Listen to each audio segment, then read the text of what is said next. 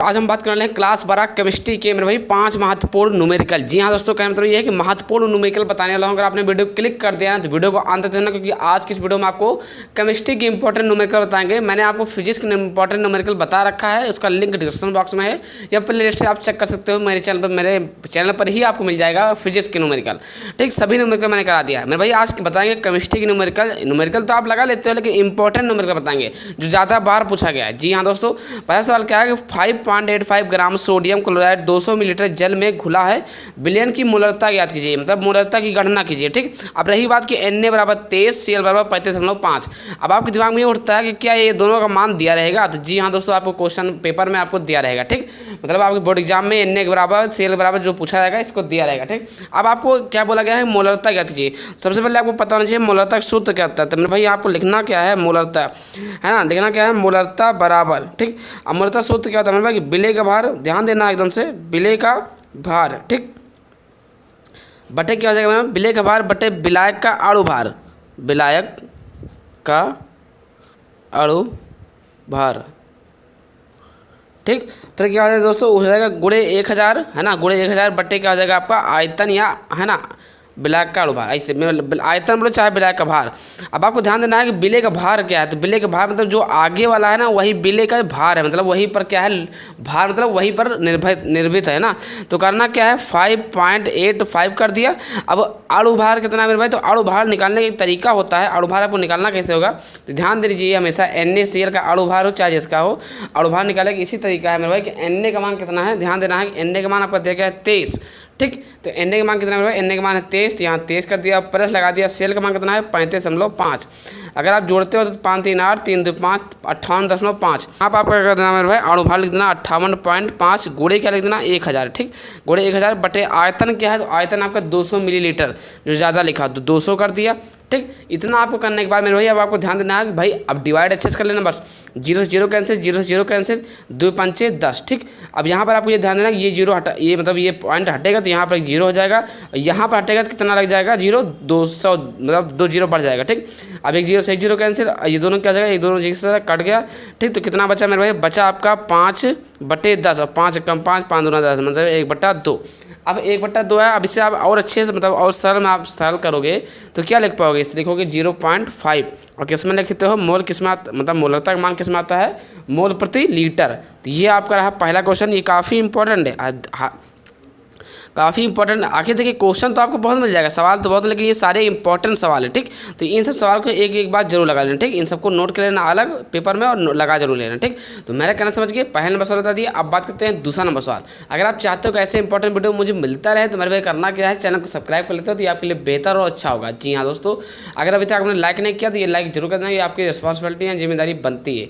चलिए दूसरा नंबर सवाल क्या मेरे भाई? दूसरा नंबर सवाल ये लिखा है कि 12 ग्राम ग्लूकोज को 100 ग्राम जल में घोलने पर, मैंने क्या बोला कि 12 ग्राम ग्लूकोज को 100 ग्राम जल में घोलने पर विलयन का क्वथनांक 100.34 डिग्री सेल्सियस पाया गया है। ग्लूकोज के मोलर उन्नयन स्थिरांक की गणना कीजिए। मेरे भाई C का मान दिया गया है 12, O का मान 16, H का मान 1। ये चीज़ें आपको दिया रहेगा। ठीक, इस पर आपको निश्चिंत रहना है। बाकी थोड़ा मोड़ा आपको एक्स्ट्रा जो आसान होता है उसको याद कर लीजिए, बाकी आपको क्वेश्चन में दिया रहेगा। ठीक, अब इसको लगाने से पहले आपको करना क्या? यहाँ पर लिखना होगा दिया है, क्योंकि जो भी सवाल कठिन रहता है, जो चीज़ यहाँ हेडिंग क्या लिखते हो दिया है, इससे आपका अच्छा नंबर बढ़ जाता है। ठीक, अब इसमें क्या क्या चीज़ दिया गया है, मतलब क्या क्या चीज़ लिखा है। सबसे पहले आपको इसमें दिया गया है विलय का भार। ठीक, तो जो मैं बता रहा हूँ तब उसी पर ध्यान दीजिए, लिखना क्या है? विलय का भार। बाकी भाई यहाँ पर लिखना है विलय का भार। अब विलय का भार क्या होता है? छोटका हुआ W लगा हो जाए। ठीक है ना, अपने भाषा में देखो समझो। तो छोटका W मतलब 12 ग्राम, जो आगे लिखा है वो विलय का भार है। ठीक, तो 12 ग्राम हो जाएगा। फिर क्या लिखना है? यहाँ लिखना है विलायक का भार। मैंने क्या बोला? विलायक का भार। ठीक, यहाँ लिखना क्या है? विलायक का भार। ठीक, अब यहाँ पर कौन सा W लिखना है? यहाँ पर लिखना है बड़ा वाला W, मतलब है ना कैपिटल लेटर है। अब इसका मान कितना है? देखिए, जो पहला भार रहेगा वो छोटका W, जो दूसरा भार रहेगा वो बड़का W। ठीक, ये सब अपने तरीके से साथ समझाया जाता है यार। यहाँ पर क्या लिखना है? 100 ग्राम। ठीक मेरे भाई, भार ध्यान लिखना है विलय का, है ना, विलय का अणु भार। तो अणु भार किसका है मेरे भाई? अणु भार लिखते हैं M से। ठीक, अब अणु भार निकालोगे तो कितना हो जाएगा मेरे भाई? अणु भार अगर आप निकालते हो तो 180 हो जाएगा। ठीक भाई, ग्लूकोज का सूत्र क्या आता है? C2। ग्लूकोज का सूत्र क्या होता है? C6H12O6। ठीक, अब ये सूत्र रहा। अब इसका अणु भार अगर आप निकालते हो तो ये लगे देख लो। ठीक, 12 छंग कितना होता है भाई? 12 × 6 प्लस एच का होता है यग और गुड़े एच का यग लिखा है 12 लिख दिया, ठीक। और फिर लगा दिया प्लस ओ का मान कितना है 16 गुड़े 6, तो 12 छंग 72 हो जाएगा, ठीक भाई। 6 दूनी 12 2 6 7 और प्लस 12 करना 12, ठीक। 96 अब इसे आप जोड़ दिए तो 6 2 8 2 10 0 हाथ ले 1 9 10 10 17 18, ठीक। तो ये आपका क्या निकला 180 अणुभार निकला। तो वही अणुभार तो यहाँ पर लिखा गया है एम का मान, ठीक। तो मैं कहना समझ गए भाई। अब इसका सूत्र क्या होता है, अब इसका सूत्र अगर बात की जाए कि मोलर उन्नयन स्थिरांक का सूत्र होता है, उन्नयन स्थिरांक का सूत्र क्या होता है मेरे भाई, तो ये होता है KB बराबर, ठीक, क्या होता है मेरे भाई डेल्टा TB है ना, डेल्टा TB गुड़े है ना, फिर लिखा होता है M, फिर लिखा होता है कैपिटल W मतलब बड़ा वाला W, ठीक, बटे फिर क्या होता है मेरे भाई यहाँ पर होता है 1000, ठीक, गुड़े कौन सा W छोटा वाला W। तो ये आपका क्या था, ये आपका सूत्र था, यही सूत्र तो लगे, ठीक मेरे भाई। अब आपको ध्यान देना है कि मेरे भाई इसमें डेल्टा TB अलग से आ गया, तो डेल्टा TB आपको पहले निकालना पड़ेगा। तो डेल्टा TB बराबर क्या होता है TS माइनस T0, ठीक। अब TS कितना है मेरे भाई, तो TS का मान कितना है, तो ये देखिए जो लिखा है TS है, ठीक।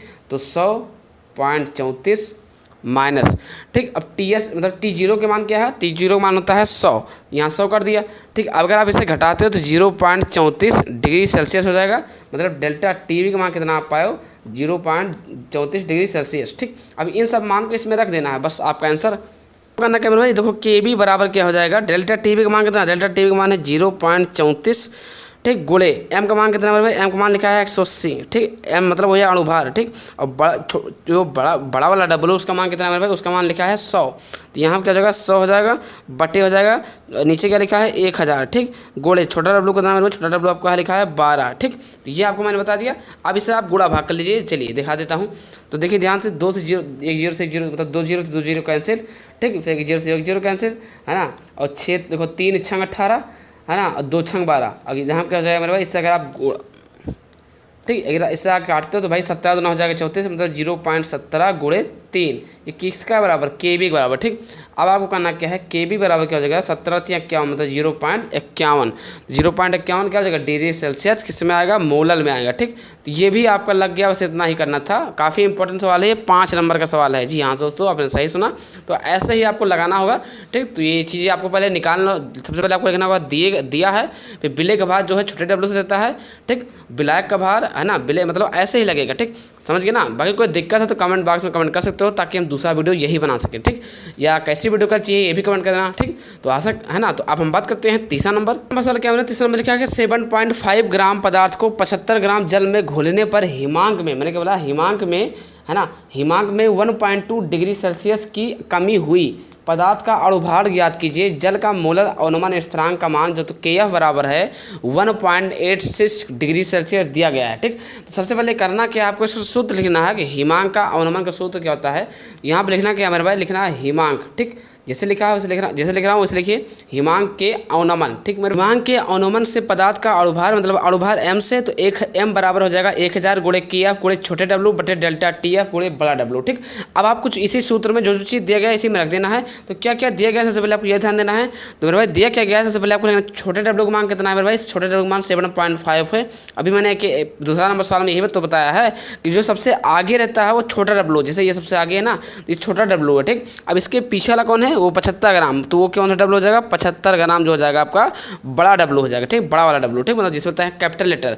फिर डेल्टा TF हो जाए, डेल्टा TF का मान कैसे निकालते हैं, तो डेल्टा TF बराबर आपको करना क्या मेरे भाई, यहाँ पर भी लिखना है डेल्टा TF बराबर भी दिया गया है 1.2 डिग्री सेल्सियस। अब इसको पकड़ने की क्षमता, इसको जहाँ डिग्री लग रहा है समझ जाओ कि फैन वाला मामला, फैन हाइट है ना, जहाँ डिग्री रहा है तो समझ जाओ डेल्टा TF मतलब हिमांक में, तो समझ जाओ डेल्टा TF का मान दिया गया, ठीक। अब क्या हो गया मेरे भाई, अब KF का मान कहाँ है, तो KF का मान भी आपको पता होना चाहिए, KF का मान आपको पता होना चाहिए, ये तो साफ साफ दिया गया है, ठीक, क्वेश्चन में। तो 1.8 है ना, 1.8 है ना 6 डिग्री सेल्सियस। अब इस चीज़ को उठा करके सूत्र में रख देना है, ठीक। तो सूत्र में रखना क्या मेरे भाई, देखिए सूत्र क्या है मेरे भाई, आपको सूत्र में क्या है M बराबर, ठीक, 1000 वैसा कर दिया। KF का मान कितना है मेरे भाई, तो 1.86 है गुणे W छोटे W का मान कितना है मेरे भाई, तो 7.5 है, बटे लगा दिया। फिर डेल्टा TF का मान कितना है 1.2 है गुणे बड़े W का मान कितना है 75। जी हाँ दोस्तों, आपको इतना करना है, ठीक। अब ये पॉइंट हटेगा, गुणे 10 हो जाएगा नीचे, 75 कैंसिल, 0 से 0 कैंसिल, ठीक मेरे भाई। तो ये आपको मतलब पूरा हल करते हो ना, अगर आप अच्छे से हल करते हो, देखो हाँ का हल करें तो यार वीडियो ज़्यादा लंबी हो जाएगी, हम सोचते हैं कि वीडियो लंबी ना हो, समय काहे बर्बाद हो, ठीक। तो अगर आप इसे हल करते हो तो इसका मान मेरे भाई आ जाएगा 155, ठीक, गुणा भाग तो कर लेना यार, इतना तो कर ही लोगे ना। 155 है ना, 155 ग्राम प्रति मोल। तो ये आपका रहा क्या, एम का मान, मतलब इसका हिमाग में अनुमान स्थिरांक का अणुभार निकल आया। जी हाँ दोस्तों, इतना ही करना है। तीसरा नंबर इंपॉर्टेंट है, 5 नंबर का सवाल है केमिस्ट्री के अंतर्गत। तो करना क्या है, स्क्रीनशॉट। अगर आप चाहते हो ऐसे इंपॉर्टेंट वीडियो मिलता रहे तो मेरे भाई चैनल को सब्सक्राइब कर लेना। अगर अभी तक लाइक नहीं किया तो लाइक करना जरूरी है क्योंकि काफ़ी मेहनत पड़ती है। ठीक, तो तीसरा नंबर कंप्लीट। अब हम बात करते हैं चौथा नंबर सवाल के। चौथा नंबर सवाल ये लिखा है कि निम्नलिखित सेल के विद्युत वाहक बल की गणना कीजिए। CO/CO डबल पॉजिटिव 1m, है ना, ऐसे जैसे लिखा है ये आपको सेलेक्ट लेना है। फिर यहाँ क्वेश्चन में ही दे रहेगा कि दिया है E0 ब्रैकेट के अंदर CO डबल पॉजिटिव बटे CO बराबर 0 + 0.34 वोल्ट। फिर क्या लिखा है E0 बराबर AG डबल पॉजिटिव बटे AG बराबर 0.80 वोल्ट। ठीक, तो ये आपका रहा क्वेश्चन। अब इसे आपको लगाना कैसे है, कैसे आपको फिट करना है, मतलब मसाला दे गया है तो केवल दीवार खड़े आना, तो कैसे खड़ा करोगे। तो इसका एक सूत्र होता है मेरे भाई। तो सबसे पहले आपको करना क्या है, आपको यहाँ पे ये लिखना होगा कि, है ना, हल। तो ये आपको ये सब चीज़ें लिखने से आपका आंसर मिल जाता है, मतलब ज़्यादा नंबर मिलता है। तो यहाँ पे सूत्र लिखना होगा E सेल बराबर, है ना, E0 सेल बराबर, ठीक, E0 सेल बराबर होता है E कैथोड, है ना, E कैथोड, ध्यान से बिल्कुल, ठीक, E कैथोड माइनस E, है ना, E एनोड हो जाएगा। यहाँ क्या हो जाएगा मेरे भाई, एनोड, है ना, E cathode minus E anode, है ना। अब कैथोड वाला कौन रहेगा, अब एनोड कौन रहेगा। थोड़ा आपको वही रहेगा जो सबसे ज़्यादा है, 0.80। देखिए भाई ज़्यादा तो है ही है ना। फिर माइनस E एनोड क्या है, 0.34। ठीक, तो ये पकड़ने का तरीका था, जो ज़्यादा है वो कैथोड, जो कम है वो माइनस, है ना। जो कैथोड जो हो जाएगा कैथोड और कम वाला हो जाएगा एनोड। ठीक, तो ये सब पकड़ने का तरीका है। अगर आप इसे इसमें से घटाते हो तो भाई 10 से 4 गई 6, है ना, 7 से 3 गई 4 और आगे 0.46। तो ये किसका मान है, E सेल का मान। ठीक, तो यही आपका आंसर था। देखा भी, पूछा भी गया था विद्युत वाहक बल E0 सेल का मान कीजिए ना, तो 0.46 वोल्ट पूरा ले देना। ठीक, ये 3 नंबर सवाल। तो मेरे भाई इसको भी आपको लगा लेना है। अगर आप चाहते हो कि ऐसे इंपॉर्टेंट वीडियो मिलता रहे तो सब्सक्राइब वगैरह कर दिया करो क्योंकि काफ़ी मेहनत पड़ती है। ठीक, तो ये भी इंपॉर्टेंट है। अब हम बात करते हैं 5वां नंबर। 5वां नंबर सवाल क्या मेरे 5वां नंबर लिखा है कि प्रथम कोटि की एक अभिक्रिया में 50 सेकेंड में, क्या लिखा है, 50 सेकेंड में पदार्थ की सांद्रता प्रारंभिक सांद्रता की आधी रह जाती है। तो इसके वेग स्थिरांक की गणना कीजिए मेरे भाई, इसके वेग स्थिरांक की गणना कीजिए, है ना। तो इसका प्रथम कोटि लिखा है। तो प्रथम कोटि अभिक्रिया के लिए सूत्र क्या होता है, सबसे पहले आपको सूत्र लिखना होगा। तो उससे पहले आपको लिखना होगा हल, इससे नंबर बढ़ जाता है। मैं बार बार बोलता हूँ, ठीक, लिखने में क्या जाता है ना, पेन ही चलाना होता है। तो यहाँ पर सूत्र लिखना होगा प्रथम कोटि, है ना मेरे भाई, क्या लिखना होगा आपको, प्रथम कोटि, है ना, प्रथम कोटि की अभिक्रिया, है ना। प्रथम कोटि अभिक्रिया के लिए सूत्र क्या होता है मेरे भाई, K बराबर 0.6932 बटे क्या हो जाएगा T½ ये आपका किसका सूत्र है, ये प्रथम कोटि अभिक्रिया के लिए सूत्र है। बस यही करना आपको। ठीक, तो K का मान तो पता नहीं, K का मान तो पता नहीं मेरे भाई, तो 0.69 ये तो वही रहेगा सूत्र, यही वाला है। ठीक, 32 और T½ का मान कितना है, वही तो लिखा है एक अभिक्रिया में, है ना, क्या लिखा है, प्रथम कोटि की एक अभिक्रिया में 50 सेकेंड, मतलब T½ का मान दिया गया है 50 सेकेंड। ठीक, तो यहाँ पर क्या करना मेरे भाई, लिख देना आपको 50। ठीक, अब आप इसे हल करते हो अच्छे से ना, इसे अगर आप हल करते हो तो K का मान कितना आ जाएगा भाई, 6 हो जाएगा। इधर जो पॉइंट है इधर आ जाएगा, 0.6 है ना, ये पॉइंट इधर आ जाएगा। तो क्या आ जाएगा 6.932। और फिर क्या आ जाएगा दोस्तों, 10 घात माइनस का 1 हो जाएगा। और नीचे कितना है 50, तो यहाँ से 0 चला जाएगा तो 10 घात माइनस का 2 हो जाएगा। ठीक, अगर आप इसे भाग करते हो तो 5 करना 5, है ना, और फिर कितना हो जाएगा 19। फिर क्या हो जाएगा मेरे भाई, 5 3 15, है ना, 15 4 है ना 43 और 5 8 40, मतलब ऐसे करके आपका आंसर आ रहा है। तो K बराबर आपका जगह 1.38 गुणे क्या हो जाएगा, तो 10 घात माइनस का 2 सेकेंड इनवर्स। जी हाँ दोस्तों, ये आपका K का मान निकल आया है। बस इतना ही करना है, ये इंपॉर्टेंट क्वेश्चन है, इसलिए मैं बार बार बोलता हूँ कि ऐसे क्वेश्चन को लगा जरूर लेना। ठीक, ये 3 नंबर में आएगा। जी हाँ दोस्तों, ठीक, तो अगर आप जैसे तो आप समझ गए होंगे, आशा करते हैं वीडियो देख कर समझ गए तो प्लीज़ लाइक करके चैनल को सब्सक्राइब करना है। फिर मिलते हैं किसी नेक्स्ट वीडियो के साथ, तब तक के लिए जय हिंद, वंदे मातरम।